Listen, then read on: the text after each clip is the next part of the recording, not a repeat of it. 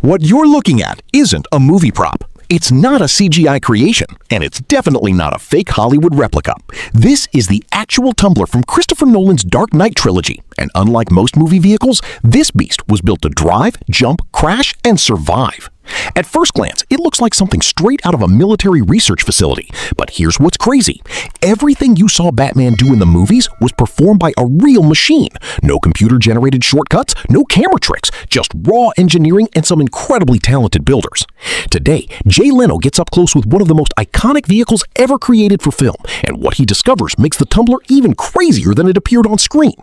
As we go behind the scenes, you'll see how this machine was built, how it shoots real flames, and why many people consider it the most functional movie vehicle ever made. Let's take a closer look. There's a venue or an event, it goes everywhere. I mean, it's a pretty impressive looking vehicle. One thing I notice about Chris Nolan films, he really seems to go for realism. Yes. The vehicles have to do what they do. And to me, that's why I always like in the Bourne films, the cars really do make the jump. Everything has to be realistic. And that's what I thought was pretty neat about this, because people are pretty sophisticated now. You can spot fake, CGI. Whereas this actually jumped and went down the road. Tell us about the vehicle. How long did it take to build it? It took them about a year to build the first prototype, and then the rest of the other cars that came after that came pretty quick. They built them pretty quick. Is this based on some sort of existing vehicle? I mean, just the track of it and the way it's No. It's all custom, complete from the ground up. Chassis, body, brakes, suspension, everything is from the ground up, totally custom. And it uses a Chevy engine, correct? Yes, ZZ3 small block Chevy. Okay, very good. I mean, who actually built it? Warner Brothers? Did they farm it out to one of the custom guys? Yeah, there's a special effects car building crew that builds them. I think the original Batman car from Batman was built by the same group of guys. Okay. Yeah, I thought it was sort of the most realistic of all the Batman cars. Because it really does move and go down the street, and it looks like something you drive in Afghanistan or Iran or something of that nature. All these are modular. They can replace all of this. If it gets damaged, it can be all replaced in a very short period of time. And what is the top speed of the vehicle? Any idea? I think they've had it up to 85 or 90 on the set. That was about it.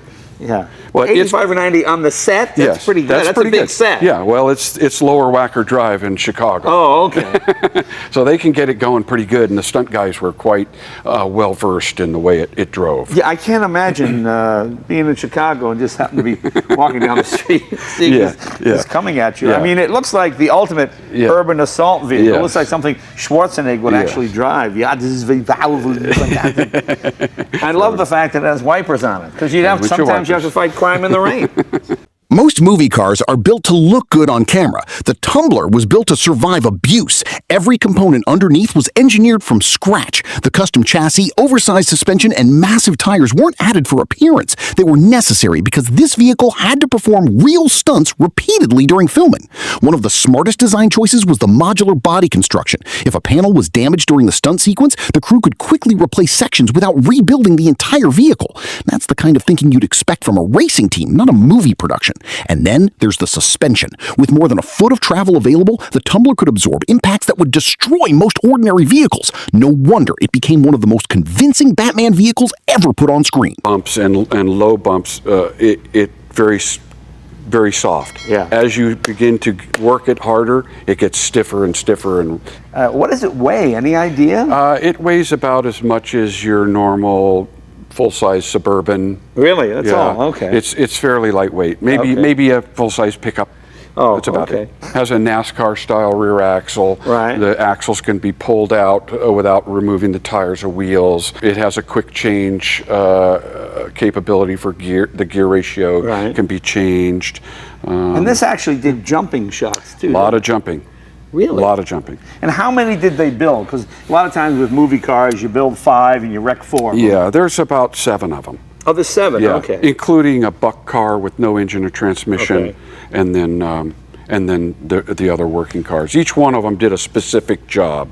One was a jumper, one was a speedy car, one was a stationary shot And are car. these actual functioning exhausts for the Chevy engine? Yeah, that's where the exhaust comes out. Oh, very cool. What did it cost to build? I can't imagine. We've heard anywhere from $500,000 to $1 million. Really? Yeah.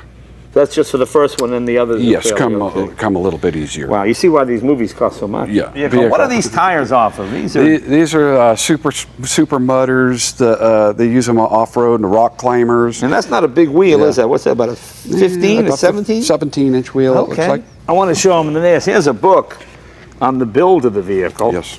And it's pretty extensive. I mean, it's got all the drawings. Yep. See, there's the concept drawings, and it's amazing how much work goes into these. It's just unbelievable. Yeah, there's a car from the 40s. Looks like some kind of Delahaye. I'm not sure what that is.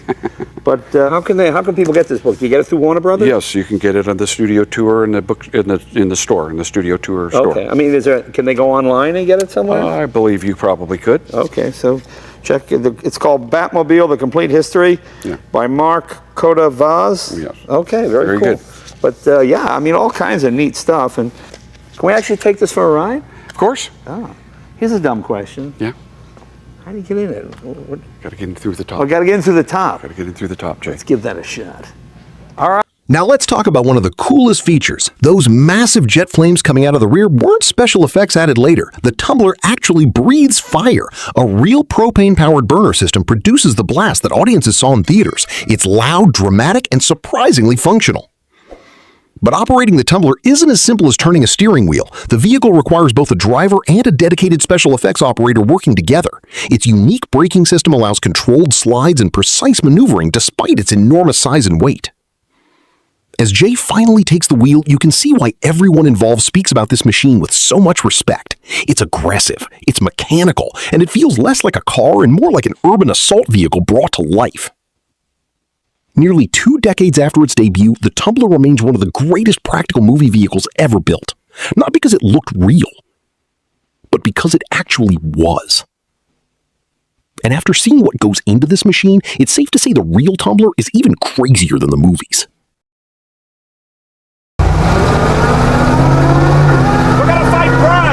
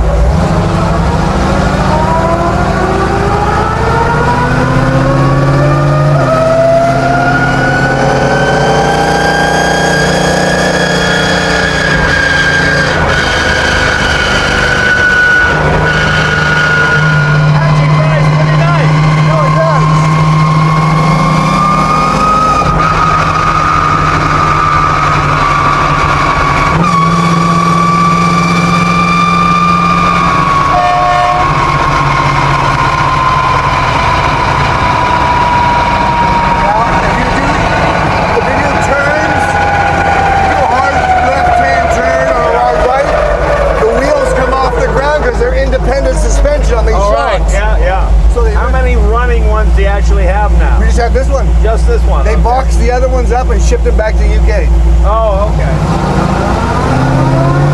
okay.